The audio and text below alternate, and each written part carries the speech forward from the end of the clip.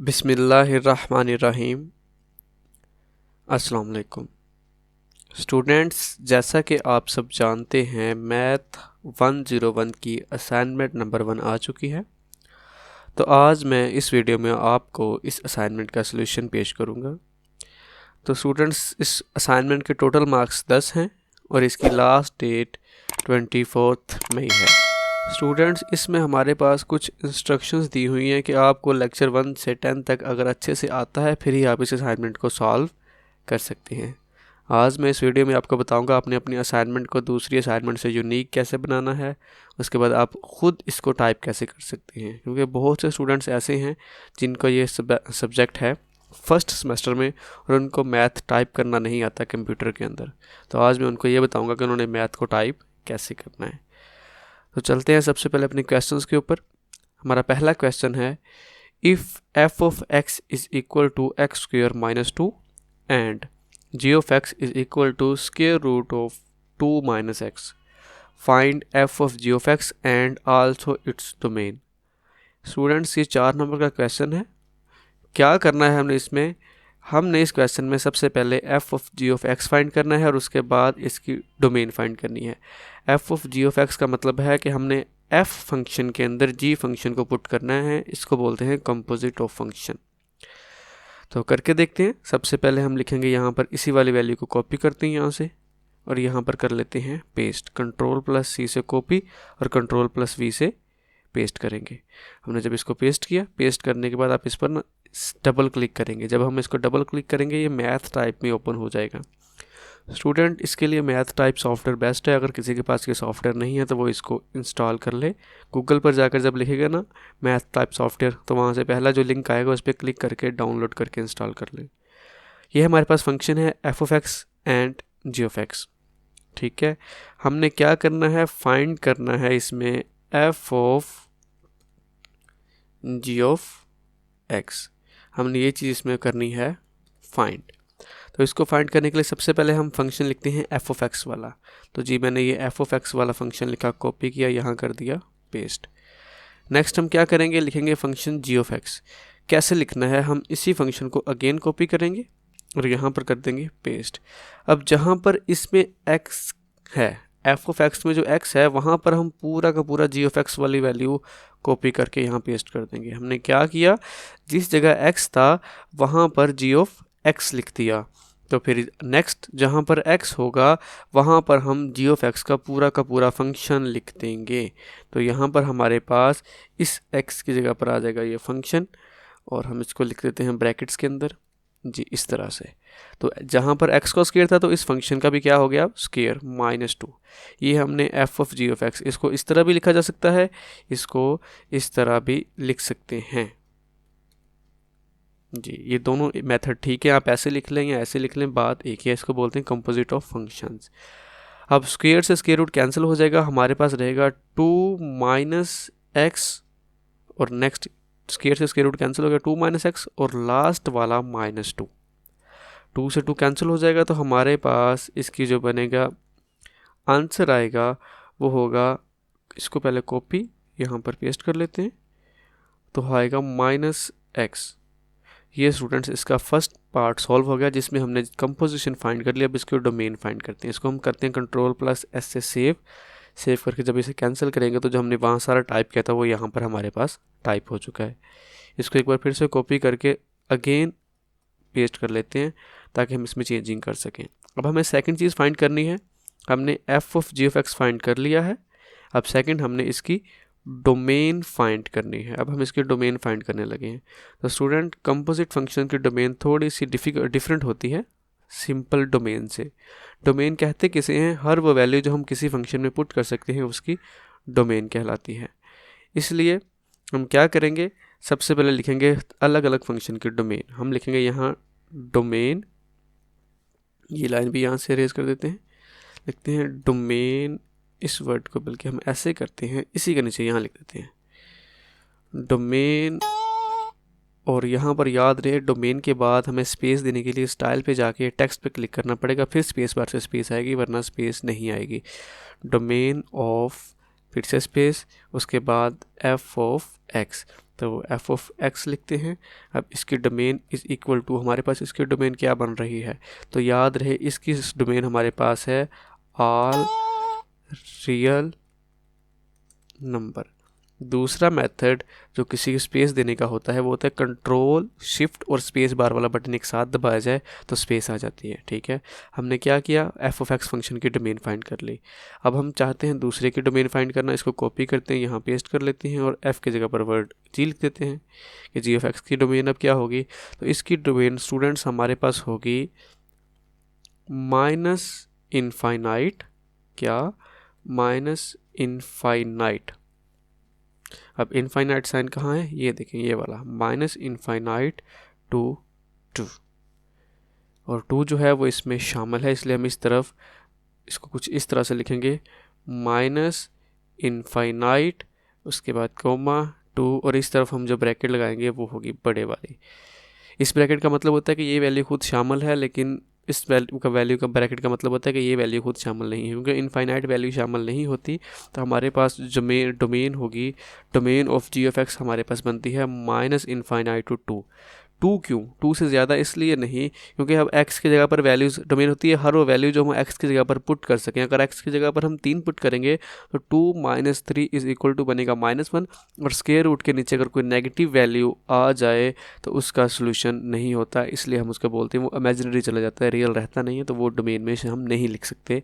हर वो वैल्यू जिसकी वजह से स्क्वायर रूट के नीचे माइनस वैल्यू बन जाए उसको हम यहाँ पुट नहीं कर सकते, इसलिए 2 तक है। 2 से बड़ी जो भी वैल्यू पुट करेंगे वो इसका क्या बनेगा, इनडिफाइन हो जाएगा, या फिर वो इमेजिनरी हिस्सा बन जाएगा, इसलिए हम वो पुट नहीं कर सकते। तो ये डोमेन हमारे पास फंक्शन f की थी, ये जी ऑफ एक्स की फंक्शन। अब हम बात करते हैं नेक्स्ट डोमेन की। नेक्स्ट डोमेन हमारे पास आएगी जी इस फंक्शन की डोमेन।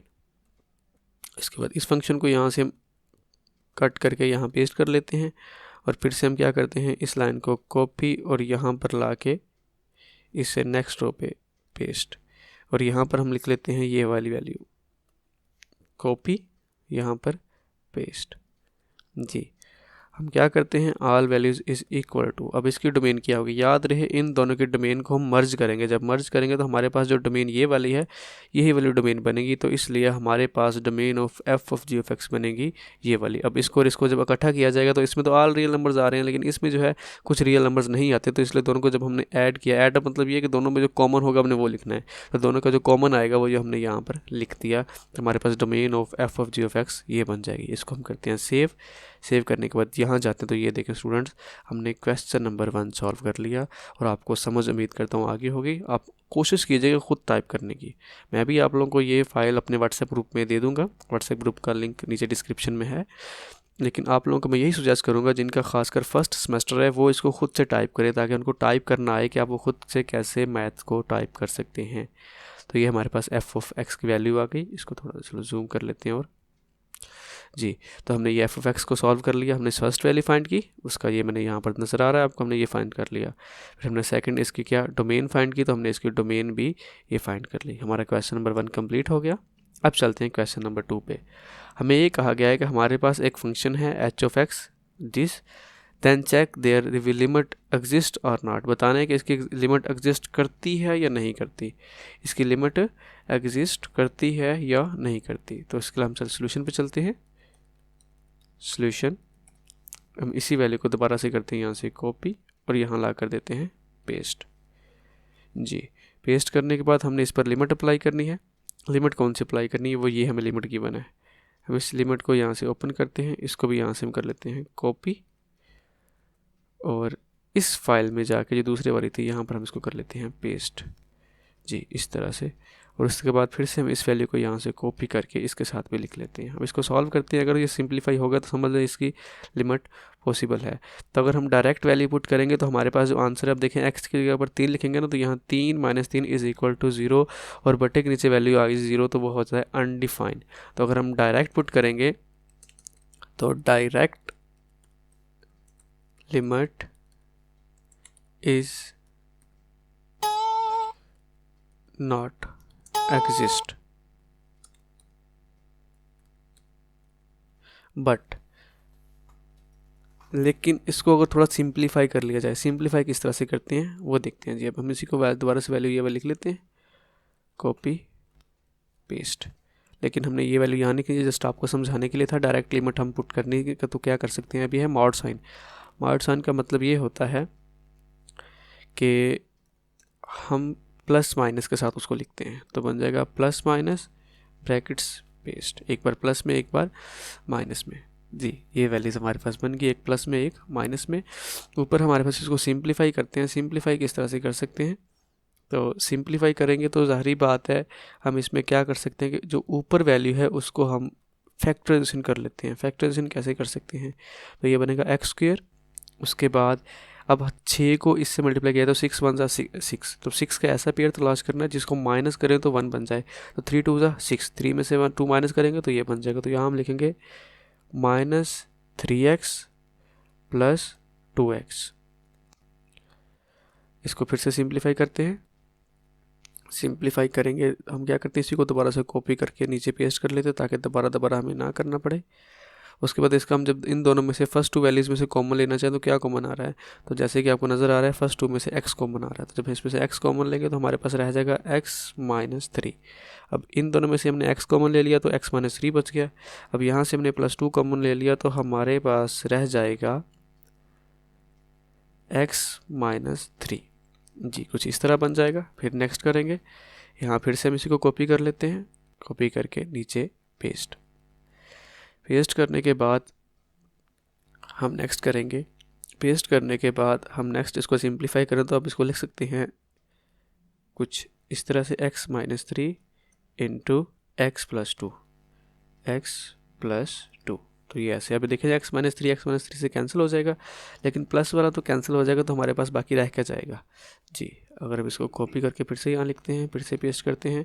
अब हम अगर प्लस वाला हम कहते हैं, ये 2 थे ना नीचे प्लस माइनस में, तो जी प्लस वाला हो गया कैंसिल, यहाँ पर जस्ट रह गया माइनस वाली वैल्यूज। ठीक है, ये वाली क्या होगी, कैंसिल होगी वैल्यू। ठीक है, तो अब देखें, अब अगर हम दोबारा से पुट करेंगे कि हम यहाँ -x और +3 बन जाएगा, अगर माइनस को अंदर मल्टीप्लाई किया जाए यहाँ पर तो हमारे पास बन जाएगा नीचे -x और +3। अब हमने x की जगह पर 3 पुट करेंगे तो याद रहे यहाँ पर 3 पुट करें तो 3 - 3 फिर से क्या बनेगा 0, इसलिए फिर बटे के नीचे 0 बन रहा है तो हम कहेंगे इसका जो हमारे पास लिमिट है x पूरा मतलब एग्जिस्ट नहीं करती। सो प्रूव्ड, लिमिट नॉट एग्जिस्ट। अब एग्जिस्ट के स्पेलिंग इधर देख लेते हैं, ये वाले सॉरी वो नॉट एग्जिस्ट। जी, इसको हम करते हैं यहाँ पर सेव, और ये देखें स्टूडेंट्स हमने सेकंड क्वेश्चन को भी सॉल्व कर लिया। सॉल्व करके इसको भी सेव करते हैं। ये देखें सोल्यूशन हमारे पास आ गया। लिमिट हमने पहले लिमिट अप्लाई करके देखी, जब लिमिट अप्लाई की हमारे पास जो एंड पे आंसर बनता था वो इसमें लिमिट एग्जिस्ट नहीं करती, तो इस वजह से। अब स्टूडेंट्स इसमें हम चेंजिंग कैसे कर सकते हैं, हम डिफरेंट कैसे बना सकते हैं। फॉर एग्जांपल आप इस लाइन को अपने अंदाज में लिख सकते हैं, उसके बाद इसमें से आप एक, जैसे मैंने यहाँ पर एक स्टेप शॉर्ट कर दिया, आप उस स्टेप को ऐड कर सकते हैं। आप इनमें से किसी एक स्टेप को शॉर्ट कर सकते हैं, आप इस स्टेप को शॉर्ट कर सकते हैं, कम एक आध स्टेप। अब ज़ाहिर बात है सोल्यूशन तो सेम रहेगा लेकिन स्टेप एक आध डिफरेंट हो सकता है, तो वो आप कर सकते हैं। ऐसे मैंने इसको ऐसे ऑल रियल नंबर्स लिखा है, आप इससे आप लिख सकते हैं -∞ टू +∞ लिख सकते हैं, तो इस तरह से आप इसका डिफरेंट खुद से बना सकते हैं। अब हमें इसको सॉल्व करने कर लिया है, तो क्या करेंगे, इसके जो ऊपर इंस्ट्रक्शंस लिखी थी इसको हम कर देंगे रिमूव करने के बाद यहाँ हम लिखेंगे अपनी VUID, जो भी आपकी आईडी होगी आप यहाँ लिखेंगे, BC जो भी है आपकी, अब यहाँ वो लिख सकेंगे। उसके बाद नीचे आप यहाँ पर अपना नेम लिखेंगे, नेम लिख के इसको हम सेव कर देंगे। तो सेव करने के बाद ये हमारी असाइनमेंट सॉल्व होगी। स्टूडेंट्स उम्मीद करता हूँ आपको इस असाइनमेंट की समझ आ गई होगी।